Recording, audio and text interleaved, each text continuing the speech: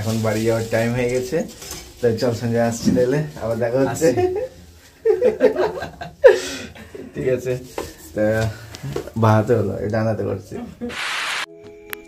তো এই জাস্ট কিছুক্ষণ আগে আমার সেই ছানাপোড়ার রেসিপি ভিডিওটা দিলাম। তো অনামিকা অনু মণ্ডল কমেন্ট করেছে যে আমার নাম বলেছে, খুব মজা পেলাম দিদি। এরকম আমারও হয় যখন তোমরা কমেন্ট করো। আমি যখন বলি যে মানে তোমরা কমেন্ট করো, তোমরা যখন কমেন্ট করো, যেরকম ওই ভিডিওতে তোমরা কমেন্ট করেছিলে যে হ্যাঁ এটা ছানাপোড়া বা ছানার কেক, তখন আমারও এরকম মজা হচ্ছিল। Hare Krishna everyone, welcome to our channel close life. সূর্যের আলোর জন্য একটুও তাকাতে পারছি না। তো সকালবেলায় আরতির পর উপরে এসেছিলাম জব করার জন্য। তো জব করতে করতে দেখছিলাম যে তুলসী মহারানীগুলো শুকিয়ে গেছে জল না দেওয়ার কারণে। তারপর কিছু কিছু ফুলের গাছও শুকিয়ে গেছে। তো ভাবলাম আগে জবটা করি কিছুটা, তারপরে জল দেব। তো জব করার পর আমি জল দেওয়া অলরেডি স্টার্ট করে দিয়েছি। অর্ধেক ছাদের গাছ আমার জল দেওয়া হয়ে গেছে। তারপর ভাবলাম আজকে ব্লগটা স্টার্ট করিনি। তো ব্লগটা স্টার্ট করলাম এখন। আর এখানে দেখো গাছগুলো কিভাবে শুকিয়ে গেছে। এই দেখো তুলসী মহারানীও শুকিয়ে গেছে। তো এখন জল দিলাম, এতটা অবধি জল দেওয়া হয়ে গেছে। এখন এগুলো সব জল দিতে হবে। জল দেওয়ার জন্য আমাদের পাইপ ছিল, পাইপটা আবার খারাপ হয়ে গেছে, মানে একটু লিক করছে। আর ওই ইয়েতে আমি ঠিক ঢোকাতেও পারছি না, যে কারণে বালতি করে জল দিতে হচ্ছে আমাকে এখানে। যাই হোক, আমার একটু হাঁটা চলা হয়ে যাচ্ছে, সেটা আমার জন্য খুব ভালো। জল দেওয়ার পরে নিচে যাব, একটু কিছু করব, ভগবানকে ভোগ লাগাবো, আর সেটাই পাপাকে টিফিনে দিয়ে দেবো। আর ও তো সকালবেলা উঠে অফিসে চলে গেছে, আর অফিসে যেটা নিয়ে গেছে সেই খাবারটা নিজেই তৈরি করে নিয়ে গেছে। দেখো কারি পাতাটা আগের দিন কত সুন্দর ছিল এই গাছটা, এখন হলুদ হলুদ হয়ে গেছে। তার কারণ দেখো নিচটা পুরো শুকিয়ে গেছে, তো সেই জন্য এরকম হয়ে গেছে। একদিন যদি গাছে জল না দেওয়া হয়, গাছের যা অবস্থা হয় বাপরে। আর আমার লেটুস গাছ, এই দেখো লেটুস গাছের পাশে পাপা কি একটা সাপোর্ট দিয়ে দিয়েছে যাতে এগুলো বেঁকে না যায়। এগুলো যেরকম বেঁকে শুয়ে পড়েছে পুরো। এই দেখো এগুলো সব শুকিয়ে গেছিল গাছগুলো, এগুলো দেখো কি অবস্থা। তো এখানে আমার মোটামুটি সব গাছে জল দেওয়া হয়ে গেছে। পুরো 30 থেকে 40 মিনিট আমার টাইম লেগেছে গোটা ছাদে প্রত্যেকটা গাছে জল দিতে। যদি পাইপটা ঠিক থাকতো তাহলে হয়তো একটু কম টাইমের মধ্যে হয়ে যেত। যাই হোক, এখন আমি আরও 2 মালা করবো আর তারপর নিচে যাব। জবটা আমাকে আগে শেষ করতেই হবে। মানে এখন এই কদিন ধরে কী হচ্ছে বলো তো, জবটা শেষ করতে করতে বিকেল হয়ে যাচ্ছে। আর বিকেল হয়ে গেলে আমার প্রচণ্ড সমস্যা হচ্ছে বাকি কাজগুলোতে। তো তার জন্য আগে আমাকে জব করতে হবে, জবটা ঠিক করে করব, সকালবেলাতেই কমপ্লিট করব। আর 2 মালা বাকি আছে, এই 2 মালা করেই আমি নিচে যাব, যতই লেট হোক। A few moments later. তো জব আমার কমপ্লিট হয়ে গেছে, এখন আমি নিচে যাব। আর তোমাদের সাথে একটা জিনিস শেয়ার করবো আজকে আমি সকালবেলায় মশলা মুড়ি বানাবো। তো তার জন্য এখন কারি পাতা তুলে নেব কয়েকটা।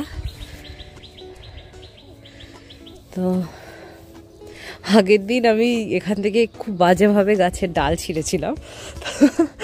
ও আমাকে বলছিল যে পাপা যদি দেখেছে তোমার ওইভাবে গাছের এরকম ডগা শুধু তুলে নেওয়া তাহলে দেবে।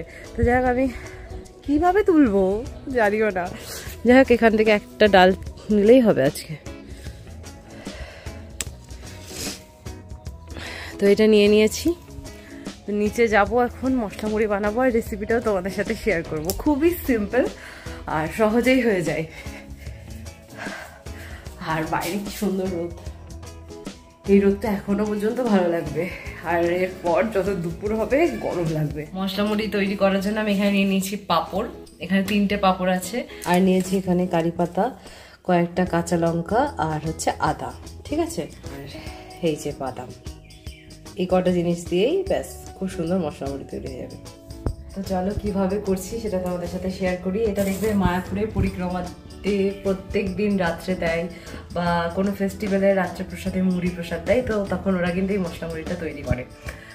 ওখানে শুকনো লঙ্কা দেয়, আমি শুকনো লঙ্কাটা দেবো না, আমাদের বাড়িতে শুকনো লঙ্কা এখন খাওয়াই হয় না, আর ওটা শরীরের জন্য খুব একটা ভালো না। তো কাঁচা লঙ্কা দিয়েই করবো, তাতেই দারুণ লাগবে। দেখো কীভাবে বানাচ্ছি। তো আজকে আমি করব হচ্ছে সর্ষের তেলে, তো তার জন্য এখানে একটু সর্ষের তেল নিয়ে নিচ্ছি, একটু বেশি নেব, তার কারণ হচ্ছে পাঁপড়গুলো ভাজতে হবে।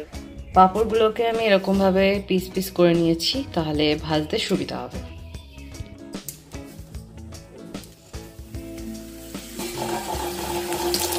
এখানে আমার পাঁপড়টা ভাজা হয়ে গেছে, এবার ভেজে নেব বাদামগুলো।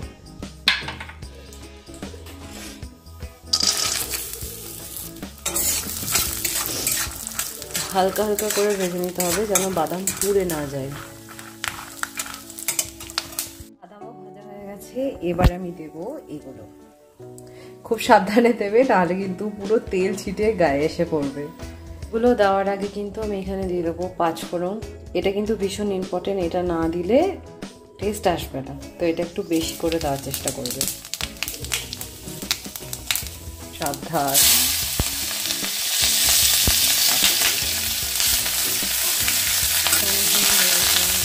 পর এখন আমি এখানে মুড়ি দিয়ে দিয়েছি, আর এগুলো এখন ভালো করে মিক্স করে নেব। তো ভালো করে মিক্স করে নিই, আর তারপর দেখাচ্ছি কালারটা কত সুন্দর আসবে। আর এখানে কিন্তু সামান্য পরিমাণ লবণ দেবেন। আপনাদের ওখানকার মুড়ি যদি মানে প্রচণ্ড নুনতা হয়, মানে প্রথম থেকেই লবণ থাকে, তাহলে অল্প করে লবণ দেবেন। মুড়িতে খুব একটা লবণ দেওয়ার প্রয়োজন হয় না, কিন্তু তাও সামান্য দেবেন, তাহলে ব্যালেন্স হয়ে যাবে, ভালো লাগবে। মুড়িটা আমি সসপ্যানে নিয়ে নিয়েছি, তার কারণ হচ্ছে ওটা আমার একটা লোহার কড়াই ছিল। লোহার কড়াই তো তোমরা জানো একটু বেশি তাড়াতাড়ি গরম হয়। আর এখন আমি এই বাদাম আর পাঁপড়গুলোকে ভালো করে ভেঙে নেব, মানে সরি, বাদামটাকে ভাঙবো না, পাঁপড়গুলোকে একটু ভেঙে নেব।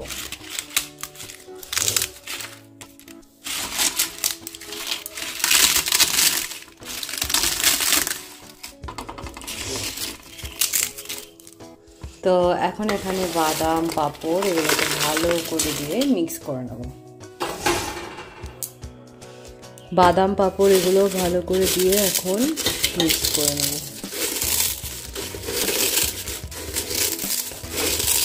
এই হচ্ছে মশলা মুড়ি। কেমন লাগলো জানিও।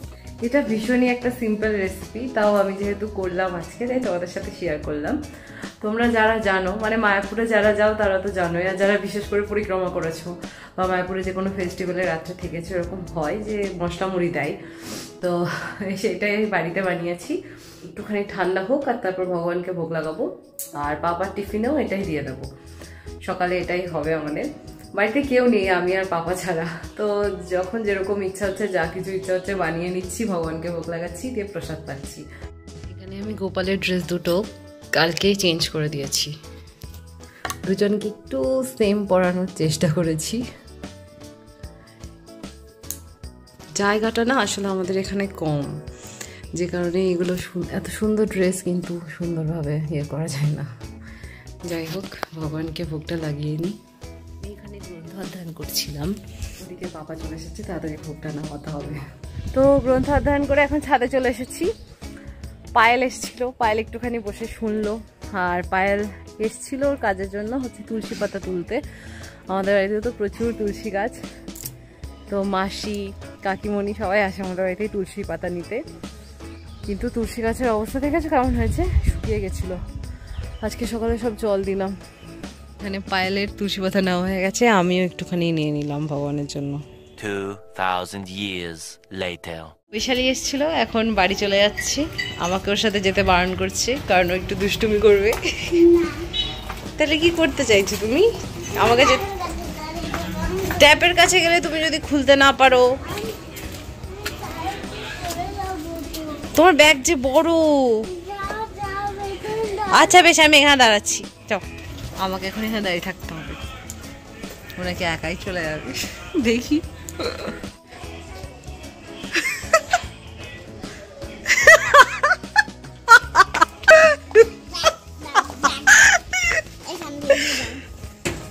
বৈশালী, তুমি তো বেরিয়ে গেছো, কিন্তু ব্যাগ তো বেরোচ্ছে না। দাঁড়াও দাঁড়াও দাঁড়াও, লাগবে লাগবে, দাঁড়াও 1 মিনিট, এটা খুলে দিলেই হয়ে যাবে। আচ্ছা আমি যাচ্ছি, নাও যাও যাও, তুমি ঘরে ঢোকো, যাও।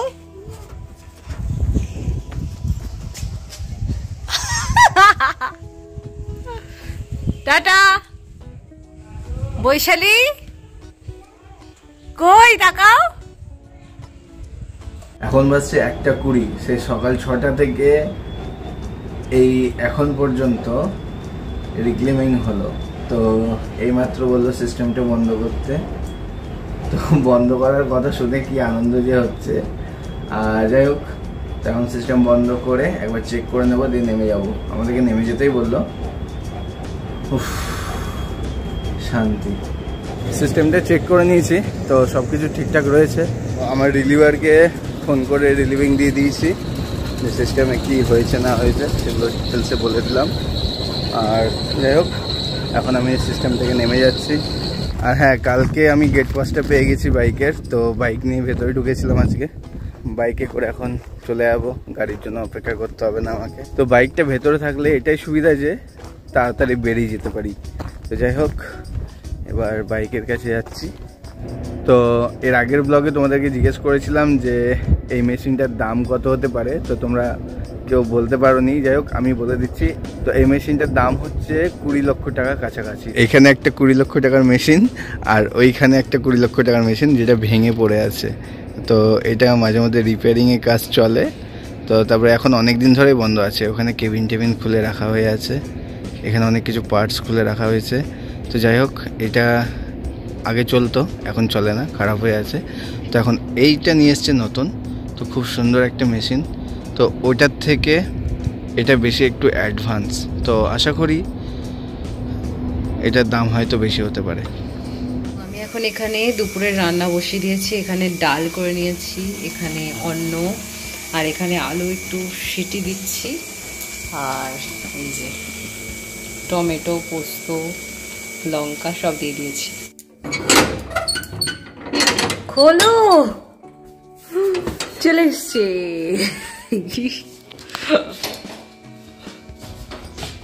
আমি আজকে বলো, ফাইনালি বাড়িতে চলে এসেছি। এবার স্নান টান করে প্রসাদ পাবো। রেডি? প্রসাদ রেডি, ভোগ লাগানো হয়নি। আমার ভগবানের জন্য এখানে রান্না করা হয়ে গেছে। এখানে অন্ন, এটা টক দই, আলু পোস্ত, ডাল। A few moments later. তো ফাইনালি আমি প্রসাদ পেতে চলে এসেছি। এখানে আছে অন্ন, আলু পোস্ত, ডাল, লেবু আছে, লবণ আছে, আর এখানে টক দই। আলাদা করে আমি লবণ খাই না, তো এখানে নিয়েছি কারণ আলু পোস্ততে একদমই লবণ দেয়নি, ও নিজেই খেয়ে বলেছে। তো তার জন্য আমি একটু আলাদা করে নিয়েছি, এটা মিক্স করে তারপরে খাবো। তাও নিচ্ছিলে না, আমি জোর করে বললাম সেটা বলো। কিছুতেই নিচ্ছিল না, বললাম আমি খেয়ে নেবো, আমার লবণ লাগবে না। আমি বললাম একটু হলেও নাও, ভালো লাগবে না না হলে। খেয়ে বলো কেমন হয়েছে সিম্পল প্রসাদ। সত্যি ভালো। সত্যি? সরষের তেল দিয়েছ? হ্যাঁ, খুব সুন্দর টেস্ট। শেষে সর্ষের তেল দিতে হয় পোস্ততে, আমি শুনেছি। আমার দিদি করতো আগে, খুব ভালো লাগতো। Heavy heavy. Thank you. তো অনেকক্ষণ রেস্ট নেওয়ার পর তুলসী চলে গেছে ভগবানের কাজ করতে। তো তুলসী রান্নাঘরে আছে। কি বানাচ্ছ? ভগবানের জন্য এখন রান্না করছি। এখানে সিটি পড়ছে, মটর আর আলু দিয়ে দিয়েছি ঘুগনি করবো বলে। আর এদিকে সব, আর এখানে দেখো এটা পুরি বা পরোটা কিছু একটা করতে পারি, তার জন্য এখানে বিট, আদা আর কাঁচা লঙ্কা পেস্ট করে নিয়েছি। তার কারণ হচ্ছে এই বিটগুলো অনেকদিন ধরে আছে, সেই কাটোয়াতে থাকতে আনা হয়েছিল, মা পাঠিয়েছে এগুলো। তো ওগুলো খারাপ হয়ে যাবে, সে কারণে ভাবলাম যখন রুটি বা কিছু করবোই তো একটু বিট দিয়ে দিই। আর বিটের যেহেতু একটা আলাদা স্মেল আছে, তার জন্য আমি একটু আদা আর কাঁচা লঙ্কা দিয়ে দিয়েছি। বলতে পারো মশলা পরোটা বা মশলা লুচি, যা কিছু হয়ে যাবে একটা। না, মেথি পরোটা যেরকম হয় মেথি পাতা দিয়ে মেখে নেয় আটাটাকে, তুমি সেরকম বিটটাকে মেখে নিচ্ছ। তো এটা বিট পরোটা। হ্যাঁ, বিট পরোটা। আর কালারটা খুব সুন্দর আসে, লাল লাল। আমি ফার্স্ট টাইম করছি। দাঁড়া একটা কথা বলি, সেটা হয়ে যায়। আমি 4-5 মাস আগে পাপাকে একবার কথা দিয়েছিলাম যে আমি তোমাকে বিটের লুচি করে খাওয়াবো। সেটা আর করা হয় না, মানে আমি এত ব্যস্ত ছিলাম যে কিছু করবো, মানে কোনো রেসিপি ট্রাই করবো, সেটাও হতো না। তো এখন করছি সেটা। তো এই জাস্ট কিছুক্ষণ আগে আমার সেই ছানাপোড়ার রেসিপি ভিডিওটা দিলাম। তো অনামিকা অনু মণ্ডল কমেন্ট করেছে যে আমার নাম বলেছে, খুব মজা পেলাম দিদি। এরকম আমারও হয় যখন তোমরা কমেন্ট করো।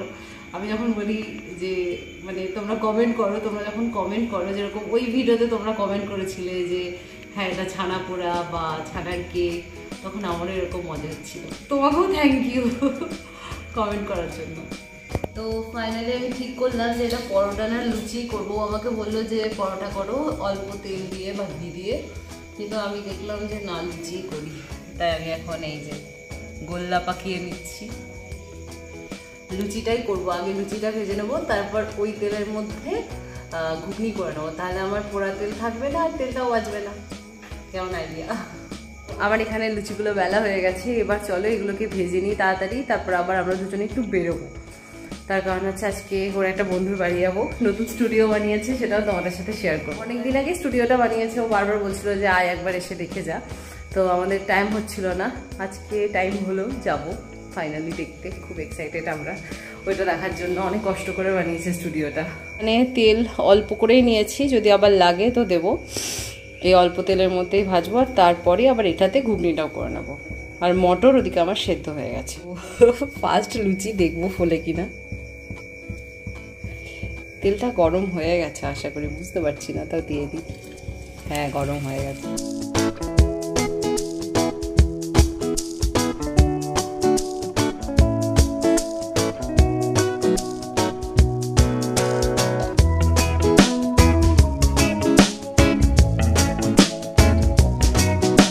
সব রেডি হয়ে গেছে, এবার এগুলো ভগবানের জন্য ভোগ লাগাতে যাবো।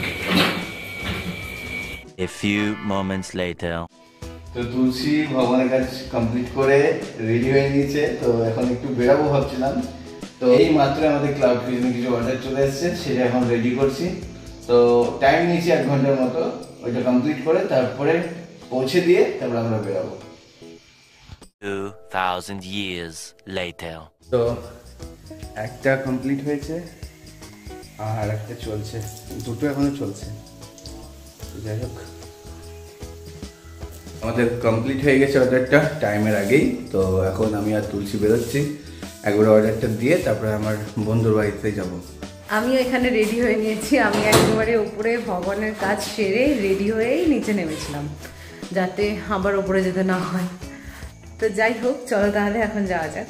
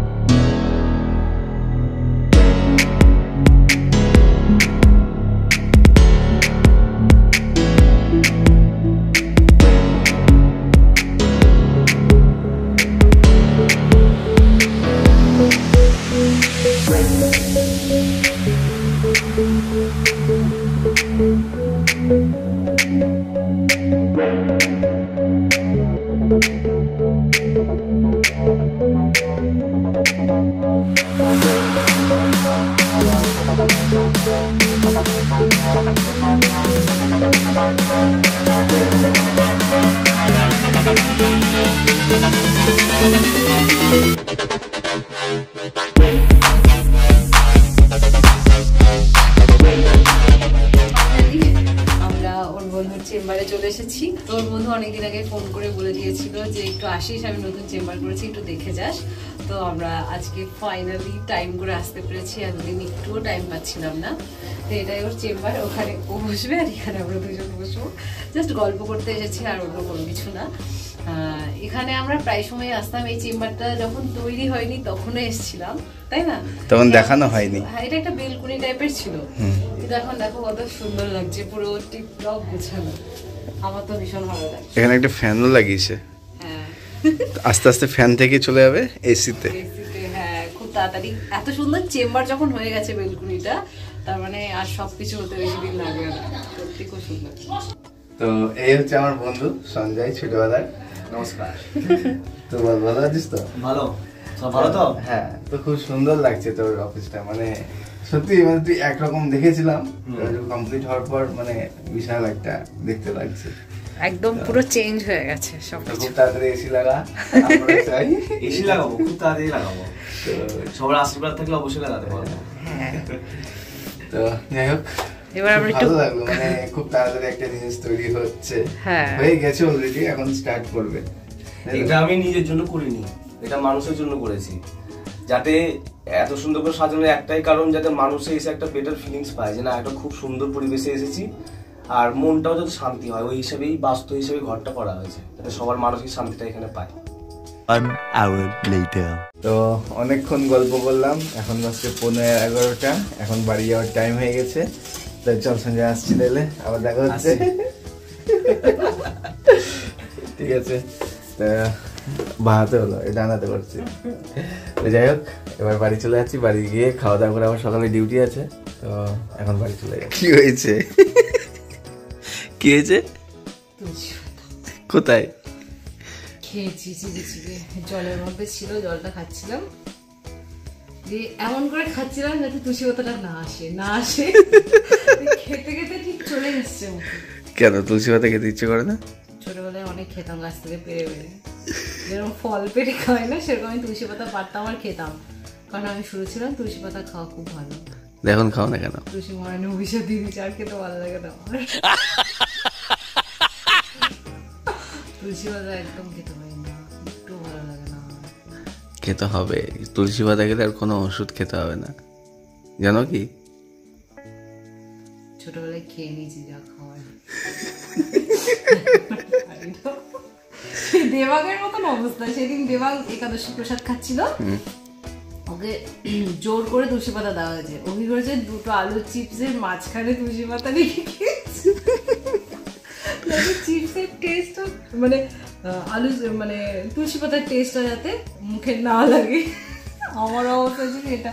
আমি চাইছি না যে এটা পড়ুক আমার মুখে, পড়ে গেছে, আর তখন গিলার চেষ্টা করছি, তো খাওয়া দাওয়া কমপ্লিট, এখন ঘুমিয়ে যাব, আর কালকে সকালে আবার মর্নিং ডিউটি আছে। তো আজকের ভিডিওটা এখানে শেষ করছি, আবার দেখা হচ্ছে নতুন কোনো একটা ব্লগে। যদি কিছু ভালো লাগে থাকে প্লিজ চ্যানেলটাকে সাবস্ক্রাইব করে দেয়, পেজটাকে ফলো করে রেখো। হরে কৃষ্ণ।